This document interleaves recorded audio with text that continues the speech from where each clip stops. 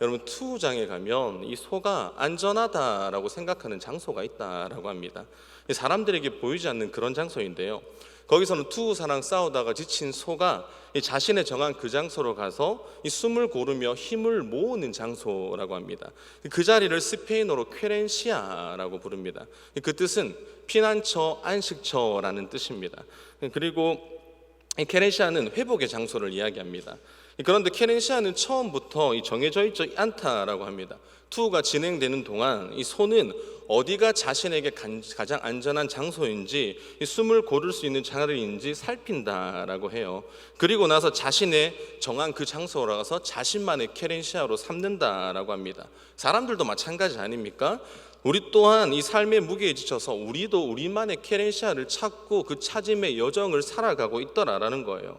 하지만 그 찾음의 장소가, 찾음의 방향이 잘못되어서 우리를 더욱더 힘들게 하는 경우를 우리는 보게 됩니다.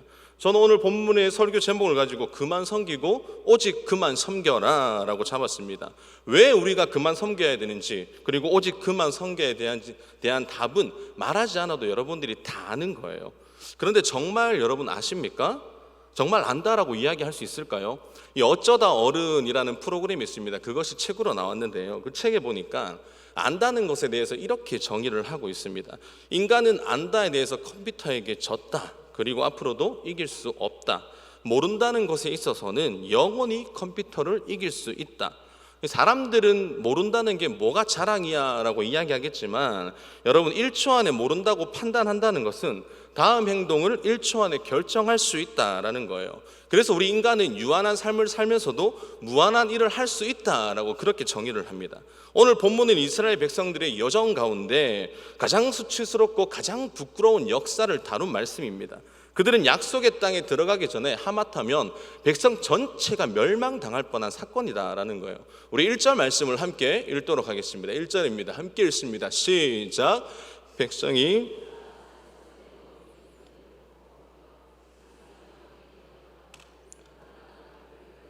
우리를 인도한 신을 만들라.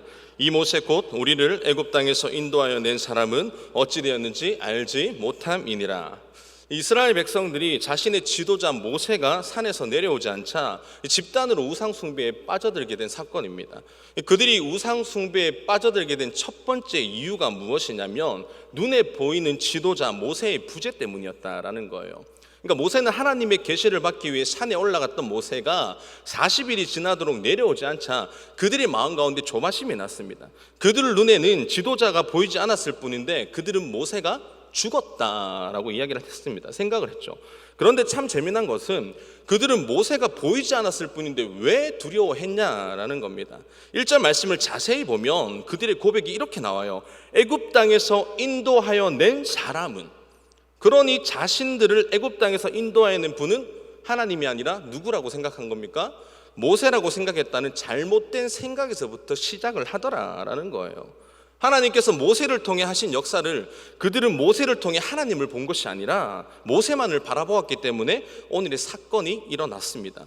우리는 여기서 중요한 깨달음을 얻습니다. 우리를 인도하고 우리를 가르치는 것은 여기에 강단에 선 사역자들이 아니라 그 사역자들을 통하여서 우리를 인도하시고 보호하신 하나님을 바라보아야 된다라는 거예요. 사랑하는 이호전도회 이하 여기 계신 모든 성도들은 하나님만 바라볼 수 있는 여러분들이 되기를 소망합니다. 분명 모세는 위대한 사역자였어요. 위대한 사람이었어요. 그러나 그는 하나님의 위대한 사람이지 하나님이 아니었다라는 거예요. 그러니 모세의 권위에 순종하는 것과 모세가 없으면 당장 믿음의 근간이 흔들린다는 것은 다른 문제라는 거죠. 모세가 지금 누구를 위해 산에 올라가 있습니까? 이스라엘 전체의 운명을 놓고 하나님의 말씀을 받고 있던 그 사건이다라는 거예요. 이런 상황에서 이스라엘 백성들이 취해야 될 태도가 무엇입니까? 그들은 모세를 위해서, 그들고 자신의 운명을 위해서 기도하고 있었어야 했다라는 겁니다. 항상 영적 분기가 일어나기 시작할 때는 기도가 없을 때 일어나더라라는 사실을 우리는 잊지 말아야 됩니다. 우리가 기도하지 않을 때는요, 이 마귀는 그 틈새를 결코 놓치지 않습니다. 그리고 바로 그 약점을 가지고 마귀가 공격해 오기 시작하더라라는 거예요. 그들이 우상 숭배에 빠져들게 된 두 번째 이유는 그들이 섬길 우상을 그들의 손으로 만들었다라는 겁니다. 4절 말씀 함께 읽겠습니다. 4절입니다. 시작. 아론이 그들의 손에서 금고리를 받아 부어서 종아칼로 새겨 송아지 형상을 만드니 그들이 말하되 이스라엘아 이는 너희를 애굽 땅에서 인도하여 낸 너희의 신이로다 하는지라. 우리는 오늘 이 말씀을 주목해서 보아야 됩니다. 예나 지금이나 가장 무서운 우상은요, 우리 손으로 만든 우상이다라는 거예요. 그러니까 우리 손으로 성취한 것, 우리의 업적이 우리의 우상이다라는 거예요. 아론은 지금 무엇이라고 얘기합니까? 자기들의 손으로 금송아지를 만들어 놓고 그들이 하는 말이 이것은 우리를 애굽 땅에서 인도하여 낸 너희의 신이다라고 이야기하는 거예요. 그리고 1절 말씀을 보면 이 신이 앞으로 우리를 인도하여 낼 것이다 라고 이야기를 합니다. 오늘 본문을 자세히 보면 이스라엘 백성들은 거의 제정신이 아닌 거예요. 자기들이 만들어 놓고 자기들을 인도하여 낼 신이다 라고 말합니다. 그런데 이것이 바로 성취의 신, 우리 손으로 만든 이 업적의 신이 우리 마음에 불러일으키는 환각현상이다 라는 거예요. 우리도 마찬가지 아닙니까? 왜냐하면 사람은 우리가 만든 것들, 우리가 이루고 성취한 것들이 우리를 인도해 주기를 원하더라라는 겁니다. 우리가 성취한 학벌이, 우리가 성취해 놓은 재산과 인맥이, 우리가 성취해 놓은 사회적인 직위들이 우리 길을 잘 헤쳐나갈 수 있도록 해주기를 원하더라라는 거예요. 그래서 우리가 성취한 것들을 섬길 때 하나님을 섬기는 대신 우리 손으로 만든 것들을 믿기 시작하더라라는 겁니다. 그들이 우상 숭배에 빠져들게 된 세 번째 이유가 무엇이냐면 옛사람 애굽의 잔재 때문이었다라는 거예요. 이 애굽인들은 다산주의였다고 합니다. 그들은 해, 달, 별, 모든 동물들, 잡식들을 다 섬기는 민족들이었다라는 거예요. 이스라엘 백성들이 애굽에서 430년 동안 노예 생활을 했지 않습니까? 그러면서 자연스럽게 그들이 430년 동안 보고 배운 것이 무엇이었겠습니까? 그러니 자연스럽게 금송아지 우상을 만들 수밖에 없었다라는 거죠. 그리고 그들이 우상을 송아지로 선택한 것은 결코 우연이 아니었다라는 겁니다. 이 송아지 우상은 특별히 이 많은 신들 중에 아피스 숭배에서 배워온 것이다라고 합니다. 그러니까 애굽인들은 농경 문화였거든요. 일찍이 땅을 비옥하게 만드는 이 아피스 신을 섬겼다라고 합니다. 이 아피스 신의 선택으로 특별히 황소가 선택되면 그 황소는 그때부터 호의호식하면서 산다고 해요. 그리고 평생 사람들에게 좋은 것을 얻어먹고 심지어 살다가 죽으면 미이라까지 만들어졌다라고 합니다. 그러니까 아론이 만든 금송아지 우상은 그 아피스 우상을 재현해 놓은 것이다 라는 거죠. 그 우상 숭배가 어느 날 하늘에서 갑자기 뚝 떨어진 것이 아니라 자기 안에 있던, 그러니까 옛날 부모 세대로부터 전해져 내려오던 것이었다라는 겁니다. 우리는 부모로부터 2만 5천 개의 유전자를 물려받았습니다. 그래서 우리의 자녀들을 보면요, 그 성격도 외모도 누구를 닮았습니까? 부모를 닮을 수밖에 없는 거예요. 그래서 부모 세대가 예배했던 대상들을 계속해서 이어져서 우리의 세대들이 예배를 하더라라는 겁니다. 무슨 말입니까? 우리의 신앙생활이 굉장히 중요하다라는 거예요. 왜냐하면 신앙도 유전이 되기 때문이다라는 거죠. 그들이 우상 숭배에 빠져들게 된 네 번째는요, 이들의 우상이 황금의 신이었다라는 거예요. 이들이 만든 아피스 우상을 무엇으로 만들었죠? 무엇으로 만들었나요? 금으로 만들었습니다. 그러니까 여기서 말하는 금은 풍요의 신 다산을 의미하더라라는 거예요. 요즘 말로 하면 돈의 신을 만들었다라는 겁니다. 이 신을 숭배하면 돈 벌게 해주겠다는 거예요. 그들에게 우상을 만들기 위해서 무엇을 가져오라고 합니까? 2절에 보니까 금고리를 가지고 오라고 이야기를 합니다. 그러니까 이들이 가지고 있던 금은 힘들게 애굽 땅에서 나올 때에 자신의 보물과도 같은 그런 전재산이었다라는 거예요. 그런데 그것을 아낌없이 우상을 만드는 일에 바치더라라는 겁니다. 이 장면 참 재미있지 않습니까? 사람들은 하나님께 드리는 것은 굉장히 아까워합니다. 헌금을 드릴 때도 마찬가지죠. 헌금을 준비하지 않으면 갑자기 뭔가 나오면 안 되는 거예요. 그런 것처럼 하나님께 드리는 것은 굉장히 아까워하면서 이 우상에게 바치는 것은 아무런 아낌없이 온 정성과 온 마음을 다해서 아낌없이 다 바치더라라는 거예요. 이게 우리의 모습 아닙니까? 그런데 왜 이런 우상한테 자기들이 힘들게 번 돈을 바치는 것일까요? 잘못된 믿음 때문이었다라는 거죠. 우상에게 바치면 우상이 자기들에게 돈 더 벌게 해주겠다라는 그 잘못된 믿음 때문입니다. 그런데 명심해야 될 것이 있습니다. 우리가 드리는 헌금 또한 이런 식으로 하면 기복신앙이 되더라라는 거예요. 내가 하나님께 헌금을 했으니까 하나님께서 알아서 물질적으로 갚아달라라는 것은 우상에게 드리는 것과 다를 바 없다라는 겁니다. 그들이 우상 숭배에 빠져들게 된 다섯 번째는 가장 무서운 자기 자신이었다라는 겁니다. 우리 8절 말씀 함께 읽도록 하겠습니다. 시작.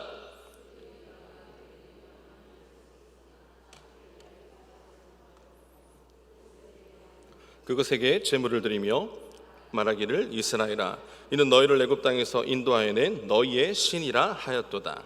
그들이 왜 우상을 만들었다고 합니까? 자기를 위하여 송아지 우상을 부어 만들었다라고 얘기합니다.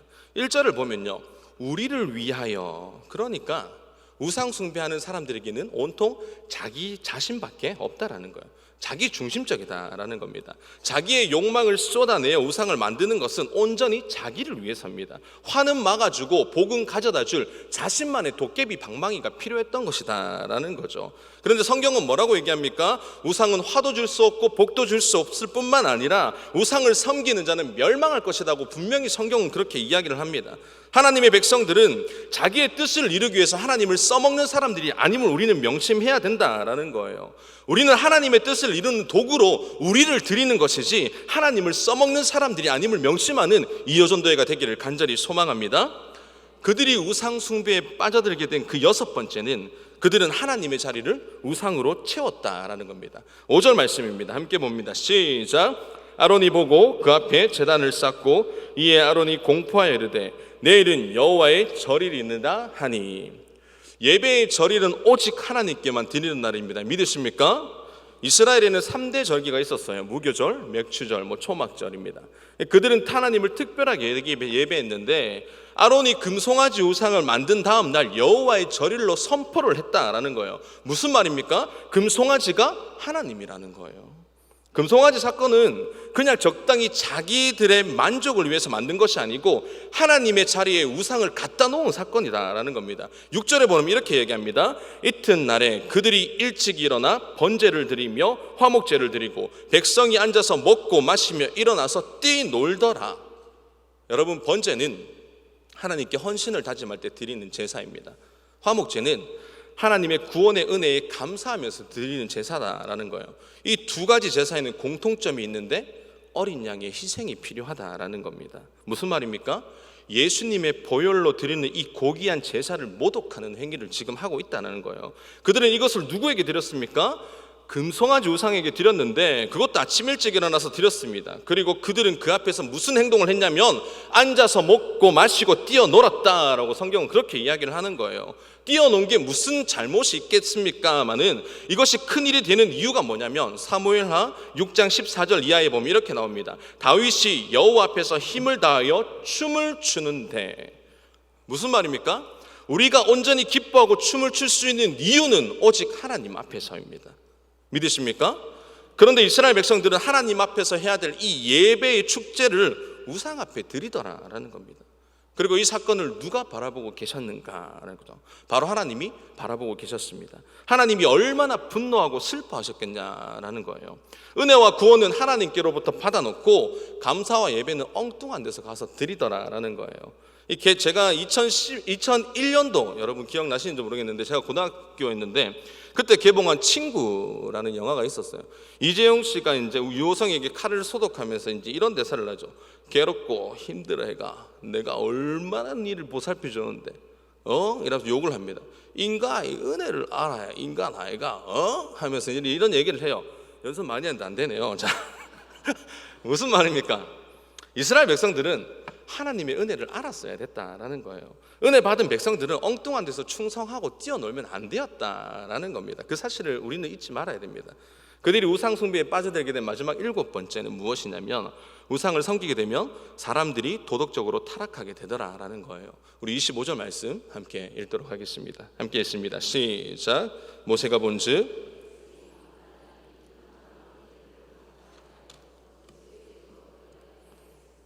아멘. 무슨 말입니까? 여기서 방자하다는 말은 백성들이 완전히 광란의 파티를 벌이고 있음을 이야기합니다. 그러니까 벌거벗고 음란한 행위를 하며 제멋대로 뛰어놀았다라는 거예요. 애굽의 우상 숭배의 현장이 이랬다라는 거예요. 그들의 우상 숭배 현장은 경건한 예배가 아니라 지극히 음란한 자기들의 욕구를 충족시키는 그런 수치스러운 광란의 파티가 애굽의 문화 현장이었다라는 거예요. 우상을 섬기는 사람들을 보면 정욕을 막 쏟아붓습니다. 우상은 인간의 산물이기 때문입니다. 하나님은 왜 우상을 금하십니까? 그 이유는 우상이 우리의 도덕성을 파괴시키기 때문이다라는 거죠. 얼마 전에 동성애 사건도 있었지 않습니까? 그 자리에 가면 그들의 정욕을 막 쏟아붓는 거예요. 그 더럽고 추악한 현장이 지금 이스라엘 백성들이 섬기고 있는 그 우상의 현장과 똑같다라는 거예요. 25절 말씀에 보면 이렇게 나와요. 이스라엘이 원수에게 조롱거리가 되게 했다라고 말하는데 이게 무슨 말입니까? 하나님의 백성들이 이방의 신들과 똑같이 예배하면서 도덕적으로 붕괴되고 보고 있는 것을 원수들이 그들을 보면서 조롱하더라라는 거예요. 여기서 말하는 원수는 이방 민족을 이야기하겠지만 궁극적으로는 사탄 마귀를 이야기하더라라는 겁니다. 하나님의 백성들은 우상으로 하여금 거룩을 잃어버리면 마귀에게 조롱거리가 되더라라는 거예요. 이처럼 백성들은 하루아침에 타락하게 된 것은 이스라엘의 지도자 아론의 책임이 가장 큽니다. 모세는 자기가 없는 동안 임시로 이 백성들을 영적으로 다스릴 고난 대행으로 아론을 세워놓고 갔다라는 거예요. 그런데 이 아론은 너무나도 무기력한 인물이었다라는 거죠. 다시 1절 말씀해 보면 백성들이 아론을 부하들이시 행동을 하는데 뭐라고 얘기합니까? 일어나 우리를 위하여 신을 만들어라. 무슨 말입니까? 완전히 주객이 전도되었다라는 거죠. 모세가 있을 때는 꿈도 꾸지 못할 일이었거든요. 하나님의 고난 대행을 가진 이 모세의 권위에는 백성들은 100% 온전히 순종할 수밖에 없었지만 아론이 이제 오니까 아론을 종부리듯이 부려먹더라라는 거예요. 백성들이 얼마나 무서운지 이 대목에 딱 나와 있는데 자신들이 분명 우상을 만들 수 있었습니다. 그럼에도 불구하고 아론 보고 우상을 만들어라 라고 이야기를 하는 겁니다. 아론은 백성들이 우상을 만드는데 방관자가 아니라 동조자가 되었고 그들의 하수인이 되었더라라는 거죠. 여러분 창세기 3장에 보면 하와가 자기가 선악과를 따먹고 나서 그 자기 혼자 먹은 것에 그치는 것이 아니라 영적 권위로 세운 누구를 끌고 옵니까? 아담까지 끌고 들어옵니다. 그렇게 끌려가는 아담이 문제라는 거죠. 그만큼 영적으로 얕보였다라는 거예요. 아담은 그때 영적으로 하와를 막았어야 됐습니다. 아론도 영적으로 백성들을 막았어야 됐다라는 거예요. 저는 사역을 하면서 늘 기도 제목이 있는데 그 기도 제목이 뭐냐면 내가 신앙적인 연륜으로는 비록 부족하고 연약하고 내가 배운 지식이나 학문적으로는 부족하지만 영적인 권위에 있어서는 부족함이 없도록 하나님께 도와달라고 그렇게 기도를 합니다. 나를 드러나는 곳에서는 내가 드러나지 않아도 되지만 하나님의 영광이 드러나는 곳에서는 그 누구 앞에서도 영적으로 얕보이지 않도록 성령께서 지켜달라고 도와달라고 그렇게 지금도 기도하고 있고 평생의 기도 제목이다라는 겁니다. 사랑하는 성도 여러분, 영적인 실력은 사람이 주는 것이 아니라 하나님이 주시는 것을 믿으시기를 간절히 소망합니다. 아론도 아담도 왜 넘어갔습니까? 영적으로 얕보였기 때문이에요. 영적으로 얕보이니까 백성들이 보기에 아론의 영성은 자신들을 다스릴 영성이 아니었습니다. 그래서 영적 지도자는 세상의 지도자들과 달라야 된다라는 거예요. 인기지향적으로 가면 안 되고 사람들의 눈치에 흔들리면 안 됩니다. 마귀는 항상 다수의 폭력으로 하나님을 거역하는 일을 계속적으로 해왔던 거예요. 예수님도 어떻습니까? 다수의 폭력으로 십자가로 몰고 가더라라는 거예요. 그래서 진정한 하나님의 지도자는 온 천하가 반대한다 할지라도 하나님의 뜻이 아니라면 막을 설 수 있는 그 담대함이 필요하다라는 거예요. 그래서 우리는 여호수아의 고백처럼 나와 내 집은 여호와만을 섬기겠노라 하는 이 브레이크 장치가 살아가는 이전도의 이하 여기 계신 모든 성도들 가운데 임하기를 간절히 소망합니다. 25절 말씀을 제가 다시 읽도록 하겠습니다. 모세가 본즉 백성이 방자하니 이는 아론이 그들을 방자하게 하여. 무슨 말입니까? 아론이 백성들을 통제하는 일에 실패했다라는 거예요. 하나님께서는 아론 네가 막았으면 막을 수 있었어 라고 이야기를 하는 겁니다. 이 불행을 막을 수 있었다라고 하나님은 보셨던 거죠. 그래서 영적 지도자의 그 자리는 폼 잡고 있는 자리가 아니다라는 거예요. 여기 계신 분들 가운데 안수 집사가 되고 권사가 되고 장로가 되는 것은 직급이 올라가는 것이 아님을 우리는 기억해야 됩니다. 그만큼 영적인 큰 책임이 우리에게 오는 것을 말한다라는 거예요. 집사가 장로가 되면 집사 때보다 더 큰 공격이 옵니다. 왜 그렇습니까? 그때 장로를 무너뜨리면 그 파급 효과가 교회에 엄청나기 때문이다라는 거예요. 그리고 영적 지도자는 반드시 하나님 앞에서 책임을 지게 돼 있다라는 겁니다. 21절에 이렇게 얘기합니다. 모세가 아론에게 이르되 이 백성이 당신에게 어떻게 하였기에 그들을 큰 죄에 빠지게 하였느냐. 무슨 말입니까? 모세는 백성들이 우상 숭배한 것에 대해서 아론에게 책임이 있다라고 얘기하는 거예요. 영적 지도자는 많고 적음을 떠나 자신에게 맡겨진 시간에 영적으로 보호하고 바르게 인도할 책임이 있다라는 거예요. 여기 교사들이 계십니까? 교사에게 맡겨진 양이 몇 명이든 교사로 부름받은 성도는 그 양들을 영적으로 바르게 인도할 책임이 있다라는 겁니다. 여기 목자들이 계십니까? 목자로 부름받은 성도는 그 양들을 영적으로 바르게 인도할 책임이 있다라는 거예요. 아버지로 부름받은 가장은 그 가정을 영적으로 바르게 인도할 책임이 있다라는 거예요. 그런데 아론은 그 책임에 실패했다라는 겁니다. 그런데 아론의 문제는 그것뿐만 아니죠. 22절 말씀을 우리 함께 읽도록 하겠습니다. 함께 읽습니다. 시작.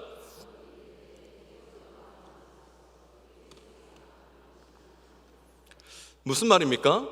모세의 말을 들었을 때 아론이 책임을 지고 말하는 것이 아니라 책임 전가를 오히려 백성들에게 돌리고 있다는 겁니다.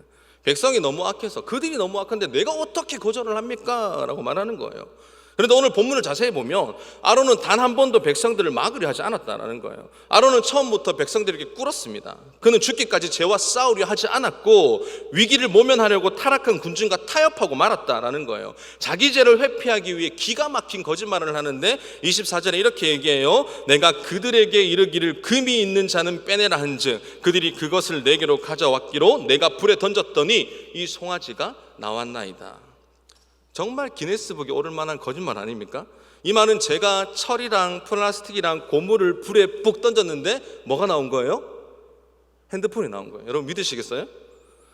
말도 안 되는, 처음부터 변명으로 일관을 합니다. 그러니 변명이 뭐가 되는 거예요? 거짓말이 되고 결국 또 다른 죄를 낳는 상황이 되더라라는 거예요. 사랑하는 성도 여러분, 아론이 지금 여기서 필요한 것은 변명이 아니라 즉각적인 회개와 용서를 구하는 결단이 필요했다라는 겁니다. 우리는 반드시 기억해야 됩니다. 지금 아론이 하는 말을 누가 듣고 계셨습니까? 바로 하나님이 듣고 계셨습니다. 그래서 하나님은 너무 화가 나셔서 이 아론을 죽이시려고 했어요. 하지만 그것을 모세가 막아주었습니다. 오늘 본문에는 나오지 않지만 신명기 9장 20절 말씀에 보면 이렇게 나옵니다. 여호와께서 또 아론에게 진노하사 그를 멸하려 하셨으므로 내가 그때에도 아론을 위하여 기도하고, 내가 그때에도 누구를 위하여? 아론을 위해 기도하고. 사랑하는 이여전도 여러분, 내가 그때에도 누구를 위하여? 여러분들의 태신자와 여러분들의 기도가 필요한 사람들을 위해서 뭘 한다고요? 기도해야 된다는 거예요. 아론은 그냥 보통 사람이 아니었죠. 그는 하나님의 임재 앞에서 강력한 거룩을 체험한 인물이었다라는 거예요. 우리는 아론의 모습을 보면서 명심해야 되는 것이 무엇이냐면, 영적인 지도자가 아무리 거룩한 체험을 많이 했다 할지라도 그가 계속 기도하지 않으면, 하나님의 음성을 듣는 것에 집중하지 않으면 사람에게 휘둘리게 되더라라는 겁니다. 백성들의 이 모습을 통해 하나님의 진노하심이 9절과 10절에 나옵니다. 함께 읽겠습니다. 여호와께서 또 모세에게 이르시되 내가 이 백성을 보니 목이 뻣뻣한 백성이로다.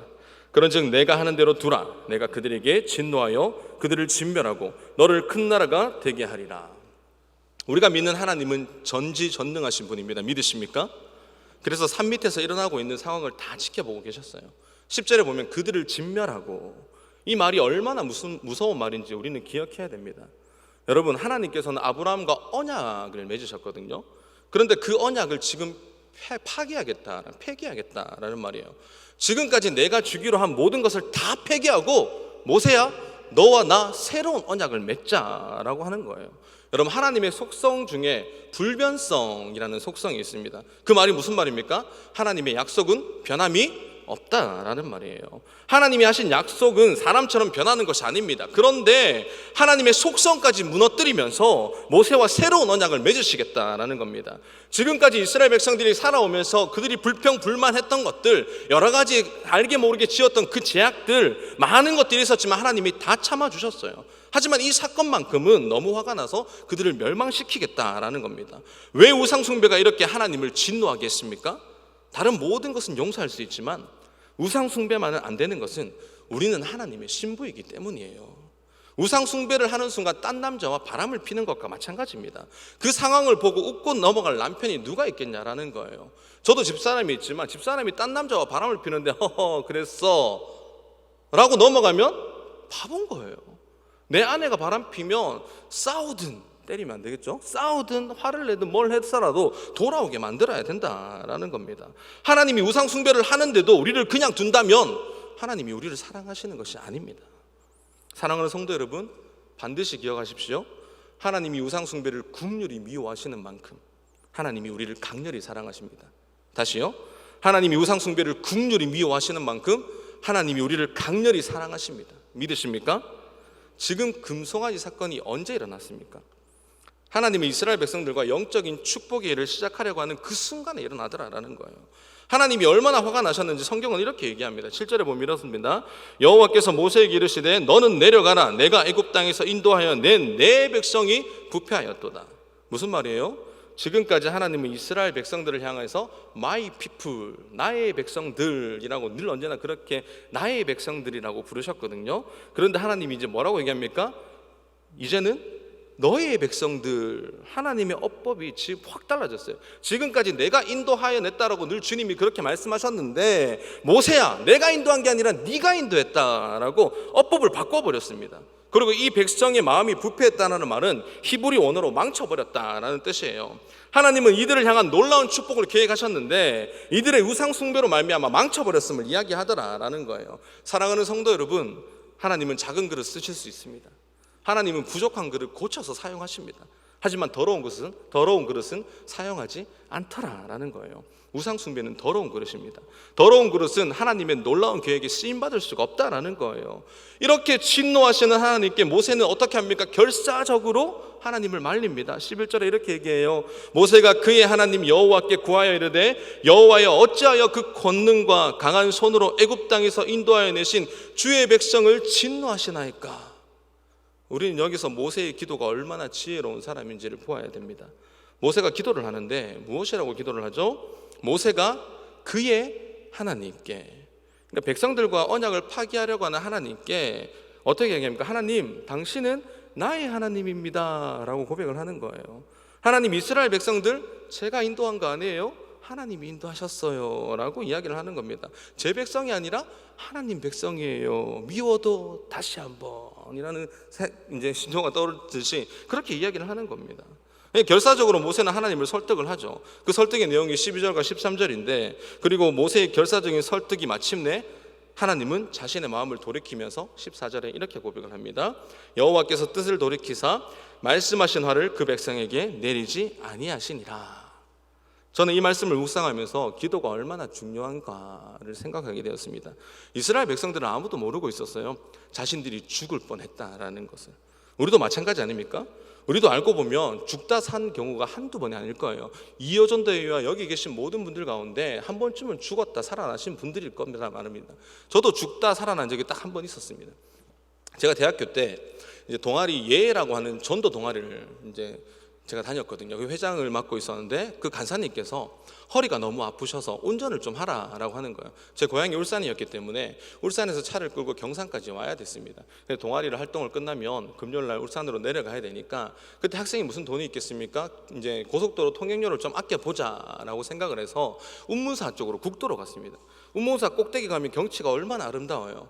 그 경치에서 제가 어떤 생각이 들었냐면 이제 내리막이네? 극경사의 내리막들 아닙니까? 꼬불랑꼬불랑 거리는 그 길에서 시동을 한번 끄고 내려가 볼까? 라는 정신 나간 생각을 하게 된 거예요. 그 생각을 하게 된 발단이 뭐냐면, 제가 살아온 환경이 좀 약간 그런 도전적인, 약간 좀 그래요. 그런 상황이었습니다. 제가 초등학교 때 자전거를 타도 이제 손을 놓고 타도 그냥 손을 놓고 타지 않고 극경사의 내리막에서 이제 일어서서 이제 손을 놓고 타는 거예요. 초등학교 때부터. 그게 이제 습관이 되다 보니까 그 동네가 이제 그런 환경이었거든요. 그래서 이제 한 형은 저를 태우고 이제 가는데 그 형이 늘 저를 놀렸던 게 한 게 있어요. 춘석아, 이제 급경사를 팍 내려오면서 브레이크가 안 잡힌다 라고 하면서 저를 놀리는 거예요. 제가 하는 건 괜찮은데 뒤에 타고 하니까 도저히 이건 못 참겠는 거예요. 계속적으로 이 형과 학교를 가는데 한 달이 지나도 계속 이러는 거예요. 너무 화가 나고 무서운 거예요. 그러니까 어떤 생각이 들었냐면, 그래? 브레이크가 안 잡혀? 그럼 내가 한번 뛰어내야지. 급경사에 자전거를 타고 있다가 뒤에 있던 제가 무슨 마음을 먹었냐면, 춘석아 브레이크를 안 잡힌다 라고 할 때 제가 어떤 마음이 있었냐면, 그래? 형 기다려 라고 하면서 제가 하나 둘 셋 내려가고 있는 급경사에서 탁 점프를 했어요. 저는 그때 머릿속으로 상상을 했습니다. 이렇게 뛰면 내가 짜잔 이렇게 멈추는 장면을 상상을 했죠. 멈춰지면 뭐라고 얘기했습니까? 형 나 봐 멋있지 라고 얘기하려고 대사까지 준비해 놨습니다. 그래서 하나 둘 셋 점프했는데 어떻게 됐을까요? 제가 얼마나 멍청한 인간이었는지 가속도의 법칙을 몰랐던 거예요. 가자마자 다다다다다 하면서 슬라이딩을 그냥 그 아스팔트 위에 그냥 그대로 간 거예요. 그러니까 머리부터 발끝까지 어떻게 됐어요? 온데 피 범벅이 되면서 그 형은 놀라고 그랬던 기억들. 그리고 제가 좀 오토바이를 일찍 배웠어요. 초등학교 때 오토바이를 타고 다녔는데 오토바이가 이제 학원이 된 거예요. 오토바이를 타고 가면 이제 그때 뭐 기름 넣을 게 없겠습니까? 친구들이 뭐 이제 그때는 훔치고 이런 거 많이 하잖아요. 그런 동네에서 살았어요. 훔치고 나서 오토바이를 갖고 오면 오토바이는 이제 내리막길에서 시동을 꺼요. 그러면 이게 핸들이 그때는 안 잠겼거든요. 그러니까 이렇게 위로 갔다가 이제 내리막이 다 오면 시동을 다시 켜고 막 붕붕 하던 습관이 있었어요. 그때의 기억을 떠올리고 자동차도 그러면 되겠지라고 해서 이제 자동차의 운문사 그 꼭대기에서 내려가는데 시동을 용감히 꺼버렸습니다. 어떻게 되었을까요? 제가 뭐 끈다고 어떻게 되는지 알았겠습니까? 핸들이 잠기기 시작하고 브레이크가 밀리기 시작하는 거예요. 이제 계속 내려가는 겁니다. 찌찌찌찌 하고 내려가는데 갑자기 나 죽는구나라는 생각이 드는 거예요. 그때 제가 어떻게 했을까요? 막 있는 힘껏 막 소리치면서 막 뭐 기도를 했는지 모르겠어요. 정신은 안 들어요. 정신은 생각은 안 나는데 계속적으로 그러다가 이게 딱 시동을 켰는데 켜졌을까요? 안 켜졌을까요? 그때 살았을까요? 죽었을까요? 살았죠. 살았으니까 제가 여기 있죠. 그때 제가 살 수 있었던 이유를 지금 생각해 보면 저희 어머니께서 이제 이어전도의 나이신 거예요. 어머니께서 먼저 하나님을 믿으시고 저를 가지셨거든요. 안 믿는 집안 가운데 이 아들 하나, 이 무식한 아들 하나 목사 만들어 보겠다고 어머니 평생 기도했습니다. 그때 제가 만약에 죽었더라면 어머니의 꿈은 상상조각이 났겠죠. 그런데 어머니가 뭐 하는 사람이었습니까? 그 가난한 상황 가운데서 이 자식, 멍청한 자식 하나 목사 만들어 보겠다고 기도의 끈을 놓지 않았다라는 거예요. 그 기도가 저를 살렸다라고 저는 고백을 합니다. 여러분의 기도가, 이어전도에 사랑하는 성도님들의 기도가, 사랑하는 여기 계신 모든 성도들의 기도가 우리가 모르지만 내 이웃을 살리게 되더라라는 거예요. 내가 모르는 가족이 살아나는 거예요. 여러분의 그 사람을 살리는 기도가 여러분의 기도가 되기를 간절히 소망합니다. 그래서 기도가 굉장히 중요합니다. 32절 말씀이 이렇게 얘기해요. 그러나 이제 그들의 죄를 사하시옵소서. 그렇지 아니하시면 원하건대 주께서 기록하신 책에서 내 이름을 지워버리소서. 모세의 간절한 중보기도가 더해지죠. 그러면서 모세는 어린 양에 기록된 자신의 생명을 걸고 이 백성을 살려달라라고 간절히 기도를 합니다. 모세의 이 기도는 훗날 우리의 죄를 대속하기 위해 마지막 피 한 방울까지 흘리신 우리의 중보자 예수 그리스도를 상징합니다. 사랑하는 성도 여러분, 죄는 그냥 사해지는 것이 아닙니다. 중보자의 생명을 거는 기도가 있어야 된다라는 거예요. 모세는 자신의 생명을 담보로 잡혔지만 예수님은 실제로 자신의 생명을 우리를 위해 어떻게 하셨어요? 바치셨다라는 거예요. 그 보혈로 인해 우리는 하나님과 화목하게 되었다라는 거예요. 그리고 모세는 손에 이미 하나님이 직접 새겨주신 두 돌판, 십계명의 돌판이 들려 있었습니다. 19절 말씀입니다. 우리 함께 읽도록 하겠습니다. 함께 읽습니다. 시작. 그 판들을 산 아래로 던져 깨뜨리니라. 모세가 더욱 분을 냈던 이유가 뭐냐면 그 광란의 파티를 지금 신의 산 앞에서 하고 있다는 거예요. 거룩한 하나님의 임재 앞에서 자행되고 있는 것을 보았기 때문입니다.